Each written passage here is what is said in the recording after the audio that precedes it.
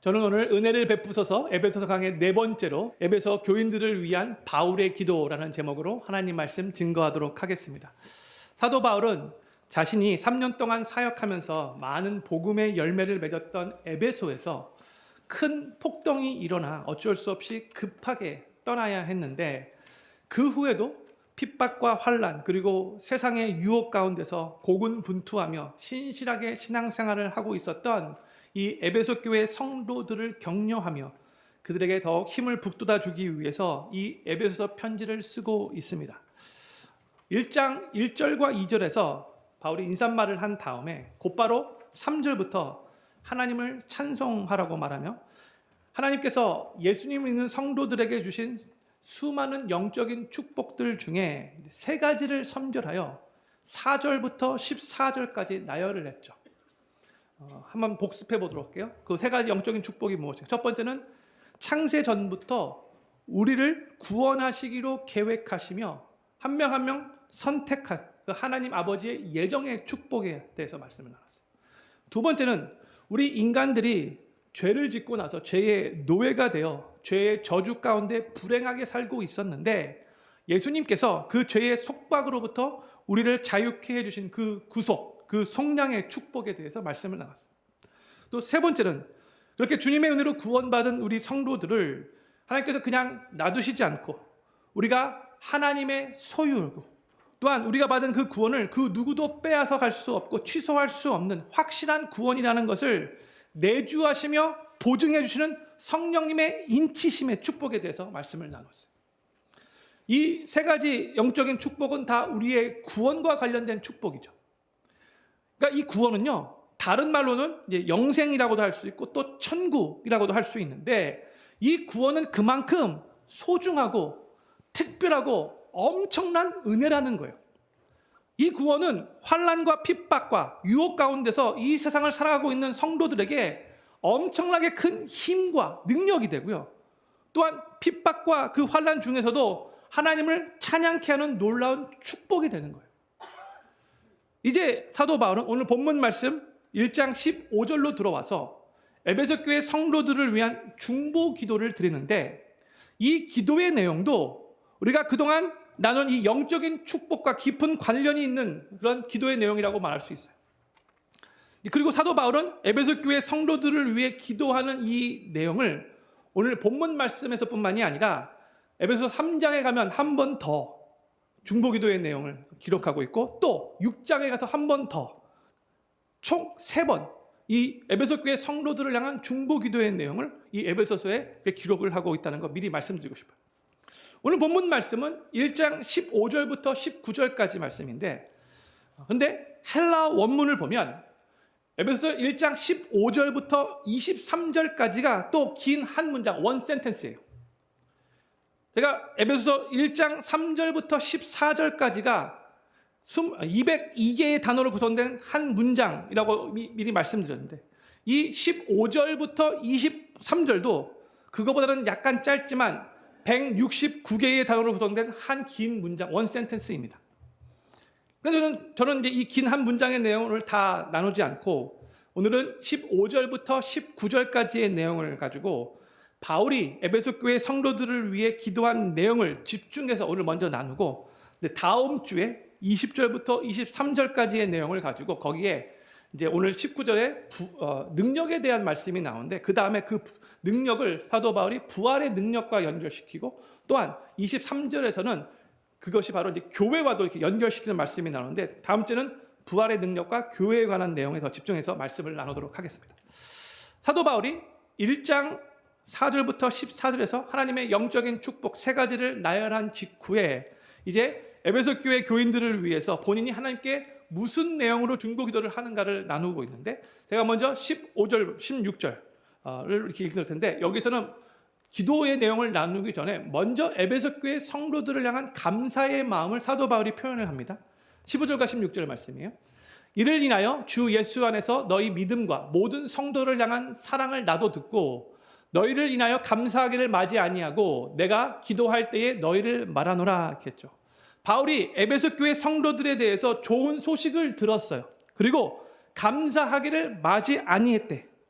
영어로 보면 I do not cease to give thanks for you. 그렇죠.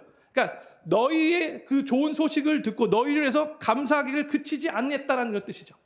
그러니까 다른 말로 나는 감사하는 것을 멈출 수 없었다. 이런 의미인 거죠.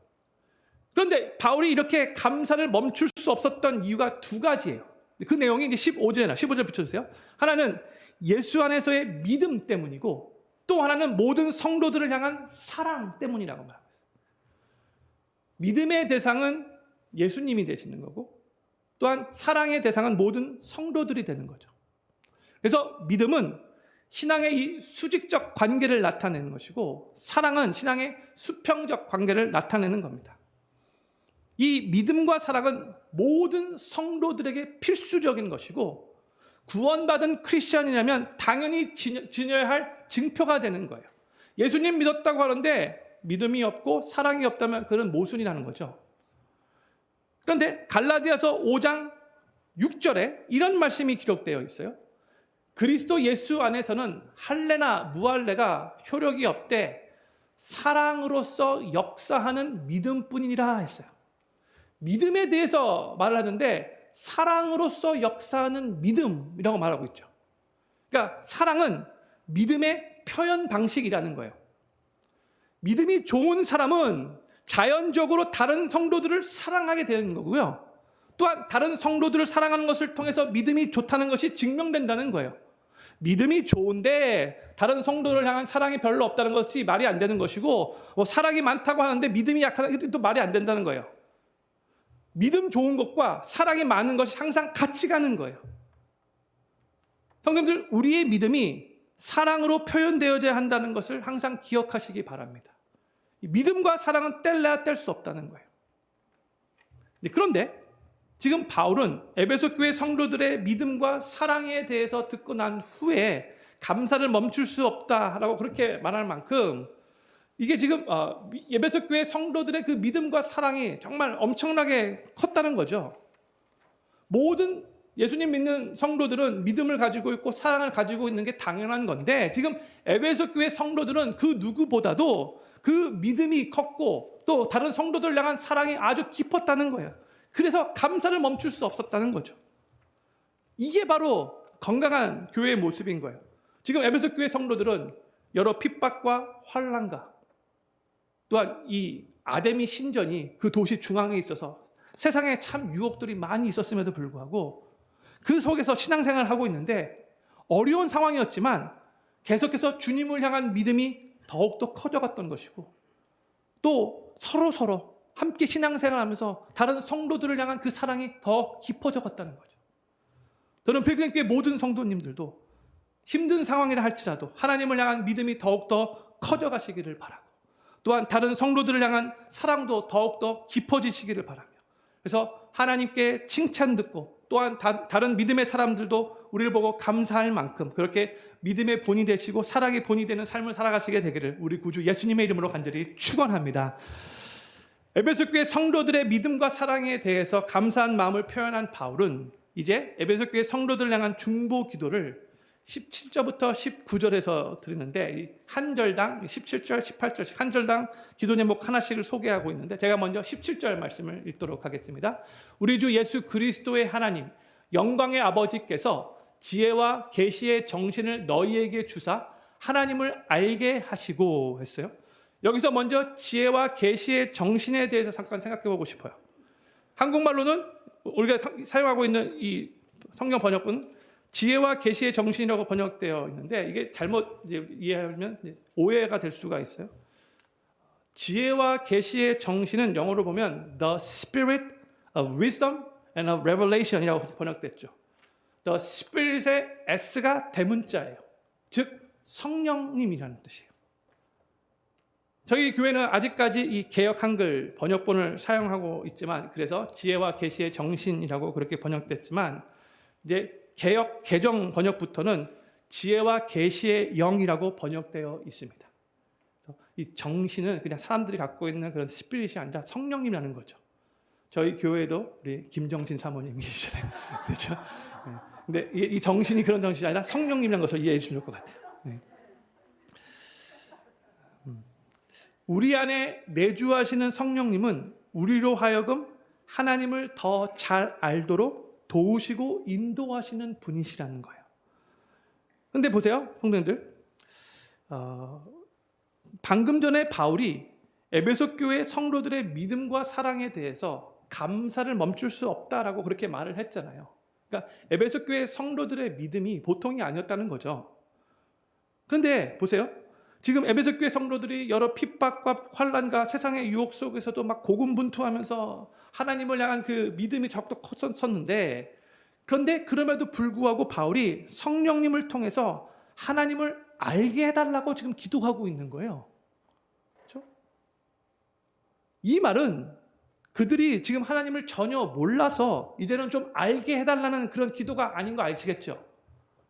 왜? 이미 하나님을 향한 믿음이 아주 좋은 이 에베소 교회 성도들을 향하여 지혜의 계시의 성령으로 하나님을 더 잘 알게 해달라고 기도를 했을까요? 하나님을 더 깊이 경험적으로 알게 해달라는 기도예요. 그리고 바울은 여기서 하나님에 대해서 지식적으로 더 알게 해달라고 기도한 것이 아니고요, 하나님을 더 깊이 알게 해달라고 기도한 거예요. 형님들, 내가 누구에 대해서 아는 것과 누구를 아는 것은 다른 겁니다. 우리가 하나님에 대해서 많이 알 수 있고 또 하나님에 대해서 다른 사람들에게도 잘 가르칠 수 있어요. 그러나 그럼에도 불구하고 하나님을 잘 알지 못할 수 있다는 거 우리가 알아야 돼요. 제가 나온 신학교는 이 침례식교 신학교에서 아주 보수적인 신학교에서 모든 교수들을 뽑을 때 정말 예수님을 삶의 구세주를 영접한 확실하게 검증하고 뽑거든요. 그래서 모든 교수님 정말 은혜스러워요. 가르칠 때마다 정말 눈물나게 은혜스러운 강의도 있어요. 그런데 아주 리버럴한 그런 신학교들은요, 이 교수들이 성경에 대해서 가르치는데 예수님 안 믿는 사람도 있어요. 예수님의 부활에 대해서 부정하는 교수들도 있어요. 아주 리버럴한 신학교 가면. 그러니까 그 밑에서 뭘 배우겠어요? 그러니까 하나님에 대해서 아는 것과 하나님을 아는 것은 다르다는 거예요. 큰 차이가 있는 거예요. 우리가 사람을 어떻게 깊이 알게 되죠? 우리가 저 사람이 어떤 사람인가를 알려면 그 사람과 함께 시간을 많이 보내면서 경험을 통해서 알아가는 거잖아요. 이 세상에서 누가 저를 제일 잘 알까요? 바로 제 아내겠죠. 저 가장 오랫동안 많은 시간을 보내오면서 경험을 통해서 그 누구보다도 저를 제일 잘 아는 사람이 바로 제 아내예요. 이건 부인할 수 없어요. 그런데 하나님과의 관계도 마찬가지입니다. 우리가 하나님을 깊이 더 잘 알려면 하나님과 함께 시간을 많이 보내면서 하나님을 경험으로 알아가야 하는 거예요. 특히 하나님과 말씀의 시간, 기도의 시간, 대화의 시간을 참 많이 가져야 합니다. 매일매일의 삶 속에서 시시때때로 하나님께 질문하는 습관을 가져야 돼요. 그다음에 무슨 일이 일어났을 때에 그거에 대해서 하나님과 대화할 수 있는 습관이 있어야 돼요. 하나님, 지금 너무 힘드네요. 하나님, 저 꽃을 보니까 너무 어려워요. 하나님께서 만드신 거죠? 하나님 감사. 이렇게 순간순간 하나님과 교제하는 시간이 있어야 된다는 거죠. 그런데 무엇보다도 우리가 생각하는 것이 올바른 길로 생각되어지게 하기 위해서 우리는 무엇보다도 하나님의 말씀을 많이 읽어야 돼요. 하나님이 무엇을 기뻐하시는가? 하나님의 뜻이 무엇인가? 우리를 향한 하나님의 마음이 무엇인가? 참 진리는 무엇인가? 하나님의 말씀을 통해서 알아야죠. 그냥 우리의 어렴풋이 갖고 있는 그 생각이 아니라 세상에서 말하고 있는 그런 지식이 아니라 하나님의 말씀을 통해서 정확하게 깨달아야지 하나님을 올바르게 알아갈 수 있는 거죠. 저는 지금 1월과 2월에 전교인 성경 통독 집중 기간을 가지고 있어요. 새해를 시작하면서 적어도 신학 성경은 꼭 한번 읽고 시작하자라는 그런 취지인 거죠. 형님들, 요즘에 매일 하나님 말씀 잘 읽고 계시는지요? 아멘. 네, 감사합니다.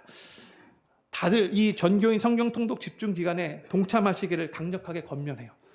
아까 아멘 소리가 정확하게 17명밖에 하지 않으셨는데 아직까지 시작하지 않으신 분 계시다면 늦지 않았어요. 꼭 오늘 시작했으면 좋겠어요. 정말 중요한 거예요. 하나님과의 관계에는 숏컷이 없어요. 한순간에 하나님 깊이 알게 되는 게 아니에요. 매일 일상의 삶 가운데 하루아침에 시작하면서 하나님 말씀 읽고 기도하며 매 순간순간 하나님과 동행하면서 하나님과 시간을 가지면서 하나님을 조금씩 알아가는 거죠. 또한 성도님들, 하나님을 언제 더 깊이 경험하고 알아가는가? 삶에 힘든 일이 닥칠 때예요. 그 힘든 일을 나 혼자서가 아니라 하나님 앞에 나와 하나님 앞에 기도하며 하나님을 의지하며 하나님께 도움을 요청하며 그 하나님께 지혜를 받아가며 하나님과 함께 그 어려운 일들을 통과할 때에 그것을 통해서 하나님을 더 깊이 알아가는 거예요. 인간관계에서도 어려운 일이 생겼을 때에 함께 도와가며 그 환난을 같이 통과했을 때에 거기서 끈끈한 반등이 생기는 것과 마찬가지인 거죠. 어려운 일들이 생겼을 때에 하나님과 함께 그 어려운 일을 잘 극복하게 되면 그 후에 더 하나님을 깊이 알아가게 되는 거예요. 그런데 성도님들, 왜 사도 바울이 에베소 교회 성도들을 위해서 중보기도할 때에 제일 처음으로 하나님을 더 깊이 알게 해달라는 이 기도를 올려드렸을까요? 왜 그랬을까요? 왜냐하면 하나님을 더 깊이 알게 되면 저들이 지금 비록 환난과 핍박과 유혹 가운데 신앙생활을 하고 있을지라도 그 가운데서도 평강을 잃지 않고 하나님 안에서 그 문제를 더 잘 극복할 수 있기 때문에 그런 거죠. 그러면 왜 하나님을 깊이 알게 되면 환난과 핍박도 잘 더 극복할 수 있게 되는가? 그 이유는 무엇인가? 그것은 하나님을 깊이 알게 되면 그 문제의 답을 알아서라기보다 문제를 보는 관점이 달라지기 때문이에요. 이것 때문에 그런 거죠. 성도님들, 우리의 삶에 심각한 문제는 뭐냐면 우리가 처해 있는 그 고난과 환난, 핍박, 그 시련 자체 때문에 생기는 것이 아니고요. 그 환난으로 인해 우리의 시각과 우리의 관점이 편협해지고 뒤틀려질 때에 그 심각한 문제가 생기는 거예요.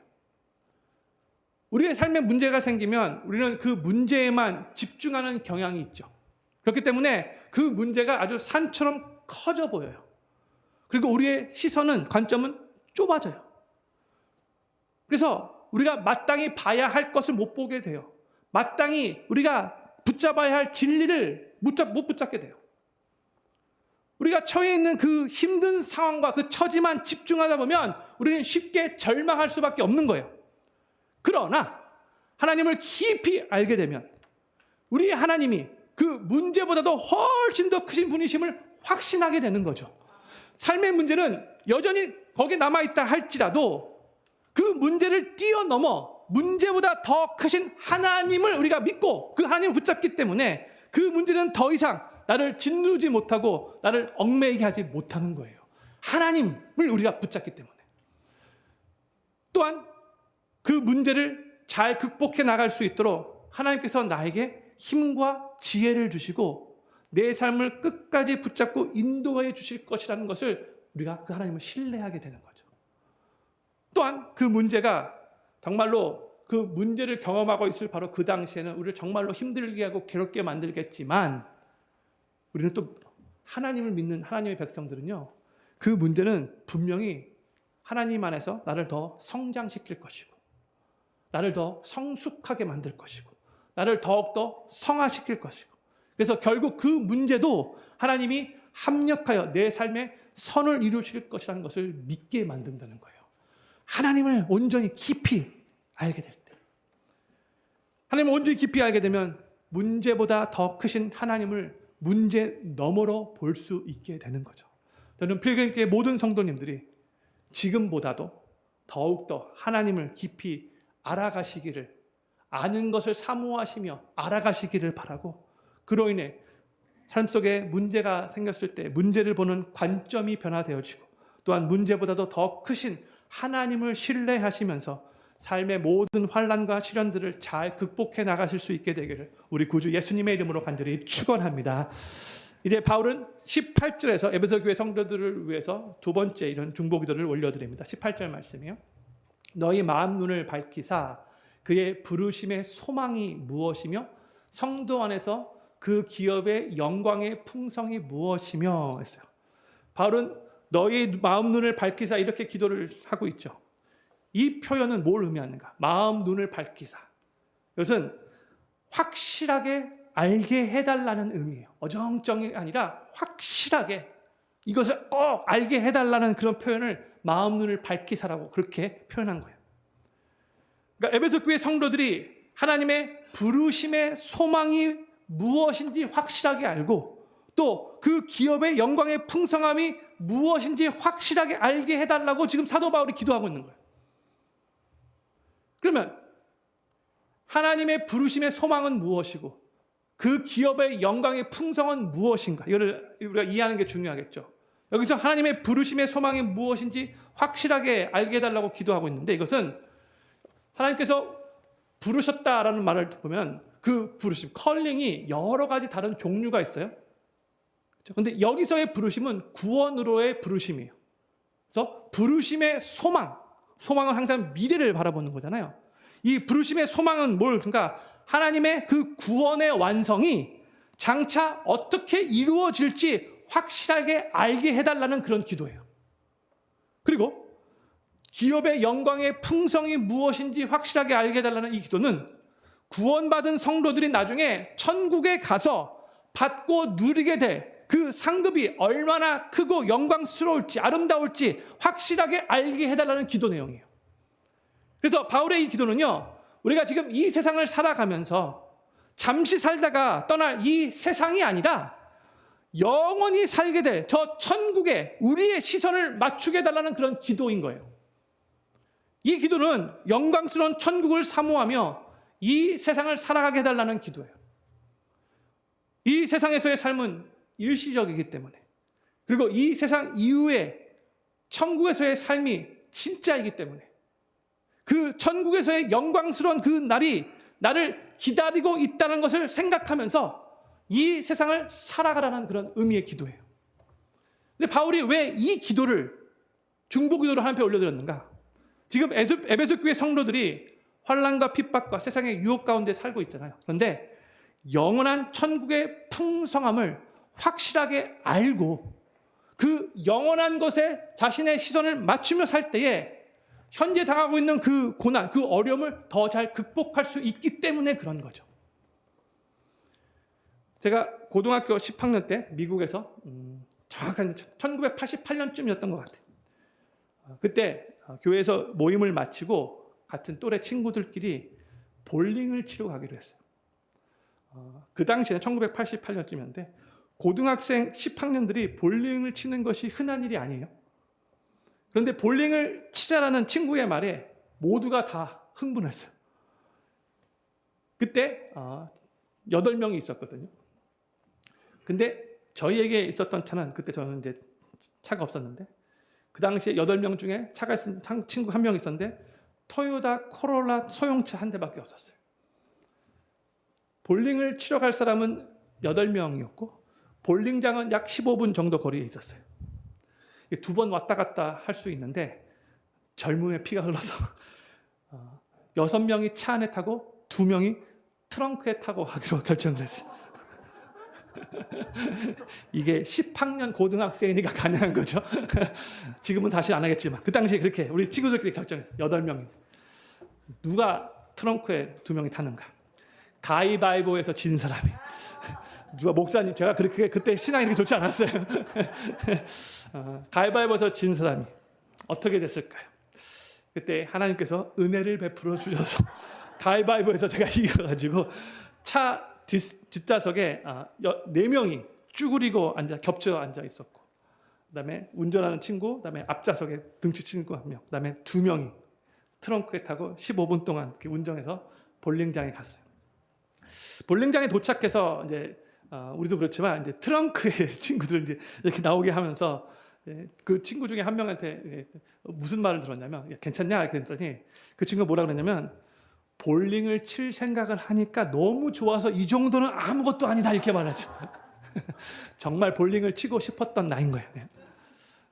근데 성도님들, 우리는 앞으로 일어날 좋은 일들을 생각할 때에 현재의 어려움도 더 잘 극복할 수 있게 되는 거죠. 그게 우리의 심리잖아요.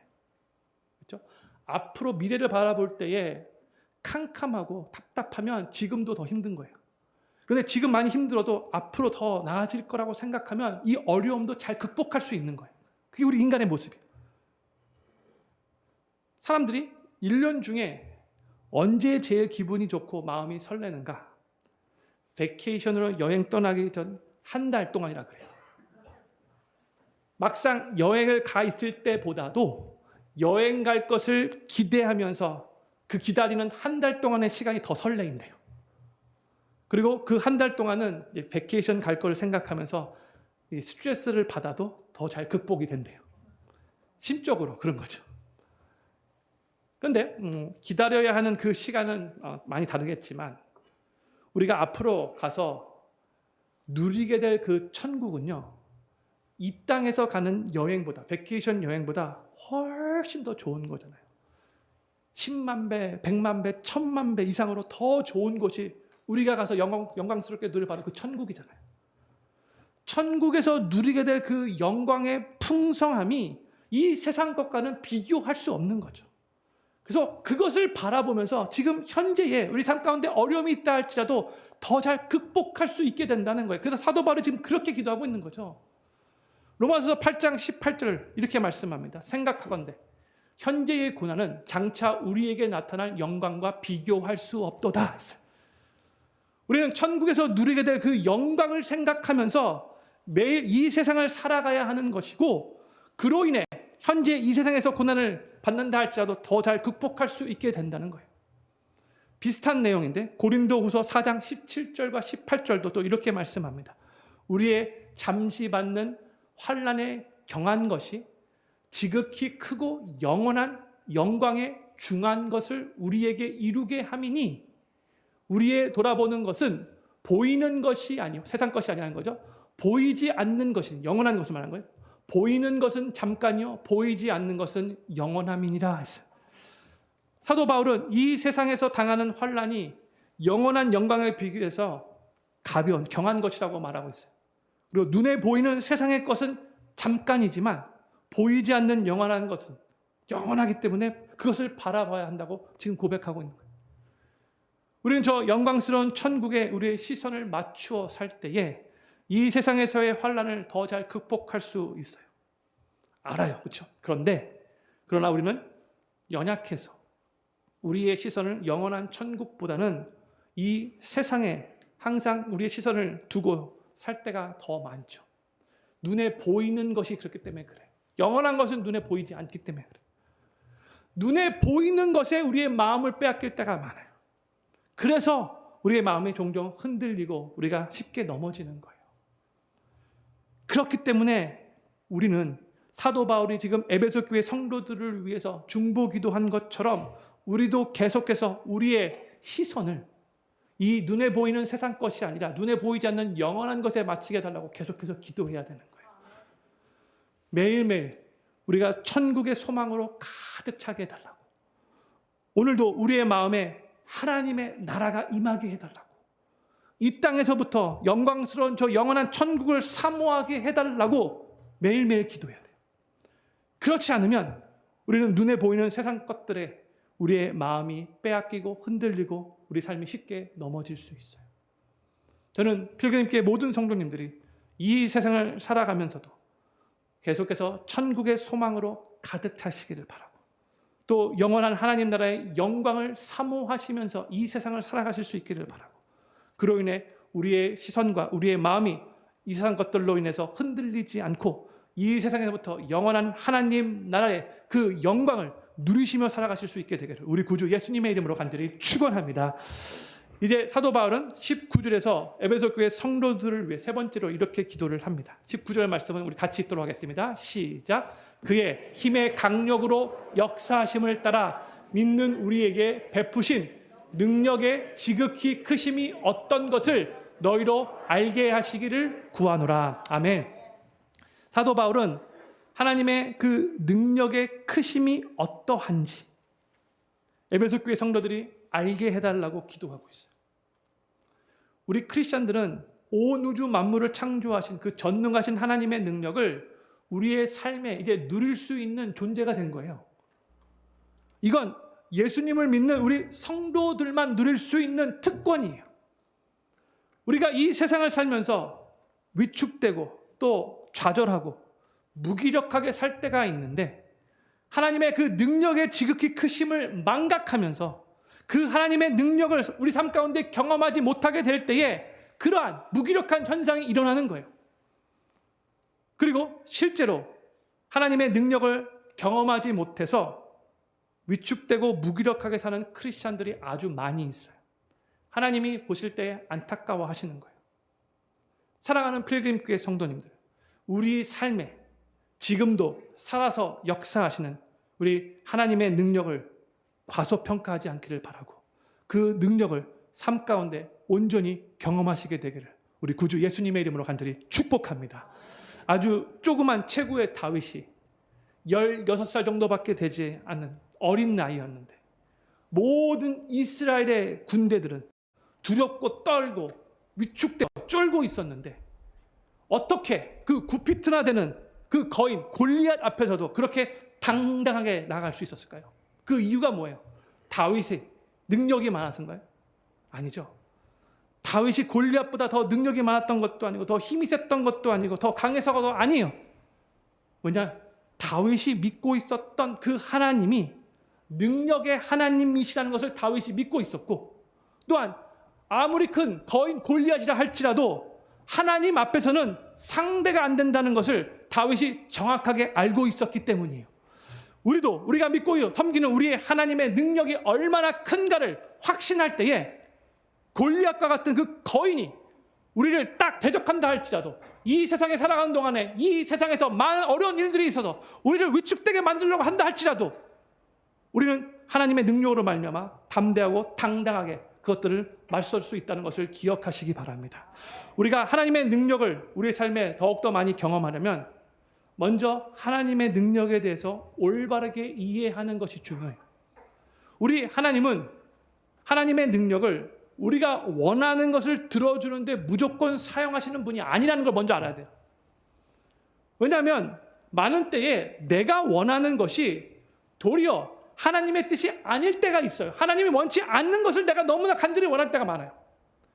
그리고 모든 사람이 원하는 대로 하나님께서 다 그대로 능력을 베풀어 주신다면 이 사회는요 엉망진창이 될 수밖에 없고 또 우리 각자도 기고만장해서 엄청나게 교만해질 수밖에 없어요.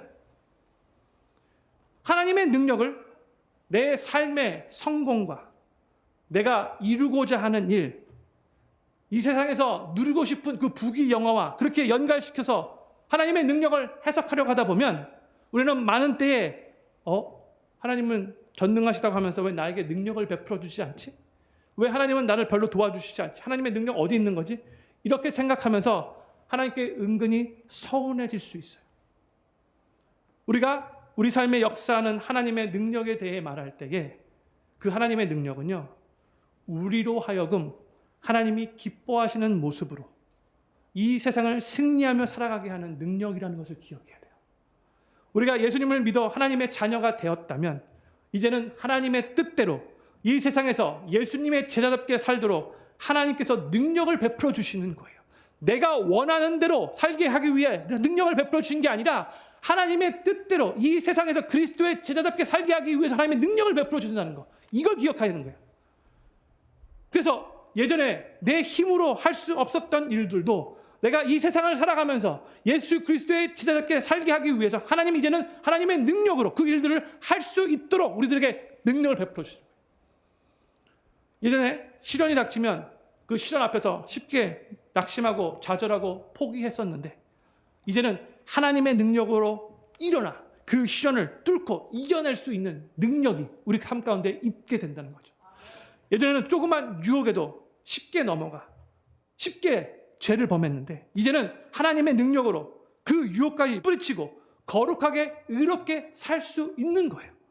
예전에는 나에게 함부로 대하던 사람들, 나의 상처 주고 헐탐 줬던 사람, 오케이, fine, 나도 가만히 안 있을 거야. 그래서 막 뒤에서 막 그냥 같이 막 그냥 욕하고 막 그냥 뒷담화하고 막 그냥 같이 미워했었었는데 이제는 하나님의 능력으로 그런 사람들도 다 용서하고 용납할 수 있게 되는 거예요. 하나님의 능력이 가능케 한다는 거예요. 이게 바로 우리 삶에 역사하시는 하나님의 능력이에요. 이 시선으로 하나님의 능력을 이해해야 돼요. 이 세상에서 우리를 그리스도의 제자답게 살아가게 하는 하나님의 능력이라는 거죠. 너무나 하기 싫은 일이라도 그 일을 하는 것이 하나님의 뜻이라면 그 일마도 순종하는 마음으로 하게 하는 능력이에요. 심지어 원수까지 사랑하게 하는 하나님의 능력이에요. 나의 의지와 나의 힘으로는 할 수 없지만 이제 하나님의 능력으로는 할 수 있게 되는 거예요. 그래서 사도 바울은 하나님의 능력의 크심이 어떠한지 에베소 교회 성도들이 확실하게 알게 해달라고 기도했던 거예요. 그 하나님의 능력을 확실하게 알면 이제는 모든 것들이 가능해지는 거예요. 저는 필그림교회 모든 성도님들이 하나님의 능력의 지극히 크심이 어떠한지 확실하게 알게 되시기를 바라고, 그로 인해 이 세상에서 그리스도의 제자로서 멋지고 능력 있게 이 세상 가운데 세상에 하나님의 선한 영향력을 끼치며 계속해서 승리하며 살아가실 수 있게 되기를 우리 구주 예수님의 이름으로 간절히 축원합니다. 사도 바울은 오늘 본문 말씀에서 에베소 교회 성도들을 위해서 아주 중요한 3가지 중보 기도를 하고 있는데, 잠깐 복습해보자면, 첫 번째, 하나님을 더 알게 해달라고 기도했고요. 두 번째, 영원한 천국의 풍성함을 확실하게 알게 해달라고 기도했고요. 세 번째, 하나님의 능력의 지극히 크심이 어떠한지 확실하게 알게 해달라고 기도했어요. 근데 성도들 보세요. 바울이 이렇게 에베소 교회 성도들을 위해서 한 이 중보기도 내용을 잘 보면은요, 하나님께서 우리 크리스천들에게 이미 주신 영적인 축복을 확실하게 알게 해달라는 기도들이죠. 일반적으로는 기도할 때에 무엇을 달라고 기도할 때가 대부분이에요. 하나님, 저에게 뭐뭐뭐 해주십시오, 도와주십시오, 이렇게 기도할 때가 거의 대부분인데, 그러나 오늘 본문 말씀에서의 바울의 기도는 확실하게 알게 해달라는 기도예요. 우리가 기억해야 할 것은요, 우리가 하나님의 자녀로서 이 세상에서 승리하며 살아가는데 필요한 모든 것들은 하나님께서 이미 다 우리들에게 허락해 주셨다는 거예요. 이미 다 우리가 갖고 있다는 거예요. 그러면 우리는 이미 허락된 그 하나님의 축복이 얼마나 풍성한가를 알고 누려야 돼요. 이미 받았는데 마치 아무것도 받지 못한 사람처럼 하나님 주십시오, 주십시오 막 달라고 간구하는 것은 어리석은 것이죠. 이미 우리가 받았던 거예요. 우리는 하나님이 이미 주신 놀라운 영적인 축복들을 잘 알지 못해서 영적으로 가난하고 무기력하게 살 때가 종종 있어요.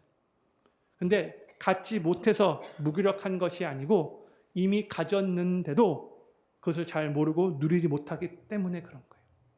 그러므로 우리는 이제부터 주시옵소서라고 기도하기보다는 알게 해주시옵소서, 믿게 해주시옵소서, 신뢰하게 해주시옵소서, 이미 주신 것을 감사하며 누리게 해주시옵소서, 이런 기도를 더 많이 해야 할 겁니다. 저는 필그림교회 모든 성도님들이 하나님께서 우리 크리스천들에게 이미 허락해 주신 놀랍고 풍성한 영적인 축복들로 인해 더욱더 앞에 감사하실 수 있기를 바라고, 그 축복들을 삶에 더 많이 경험하고 누리시면서 이 세상을 승리하며 살아가시게 되기를 우리 구주 예수님의 이름으로 간절히 축원합니다. 우리 다 같이 자리에서 일어나셔서